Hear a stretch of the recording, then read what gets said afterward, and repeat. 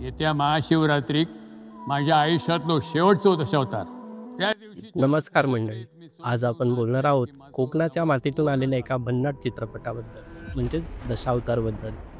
Trailer पाहताच पहिल्यांदा जाणवते ते म्हणजे दिलीप प्रभावळकर यांची जबरदस्त उपस्थिती.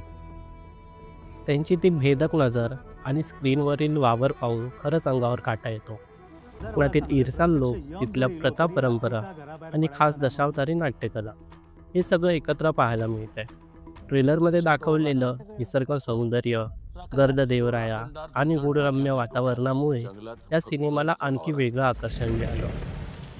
कलाकारांची स्टारकास्ट तर जबरदस्त आहे. दिलीप प्रभावळकर, महेश मांजरेकर, भरत जाधव, सिद्धार्थ मेनन, अभिनय वेळडे, प्रियदर्शनी इंदलकर, म्हणजे एकदम मल्टीस्टार धमाका. प्रत्येकाचं स्क्रीनवरचं प्रेझेन्स भन्नाट वाटतं. ट्रेलरमध्ये दाखवलेले डायलॉग धारदार आहेत आणि दृश्य तर अंगावर काटा आणणारे आहेत. हौशीचा घो हे गाणं आधीच लोकांच्या मनात बसलं, त्यामुळे चित्रपटाचं म्युझिकही धमाल आहे हे नक्की. दिग्दर्शक सुबोध खानोलकर यांनी कथा, पटकथा आणि दिग्दर्शनाची जबाबदारी पहिल्यांदाच घेतली आहे. पण ट्रेलर पाहून जाणवतं की त्यांनी खूप मेहनत घेतली आहे.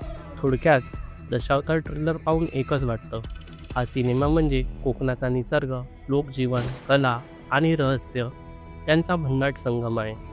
12 सप्टेंबरला हा सिनेमा नक्की बघायला हवा. तुम्ही दशावतारचा ट्रेलर पाहिला आहेत का? तुम्हाला सर्वात जास्त कोणत्या कलाकाराचा परफॉर्मन्स बघण्याची उत्सुकता आहे? आम्हाला कमेंटमध्ये नक्की सांगा.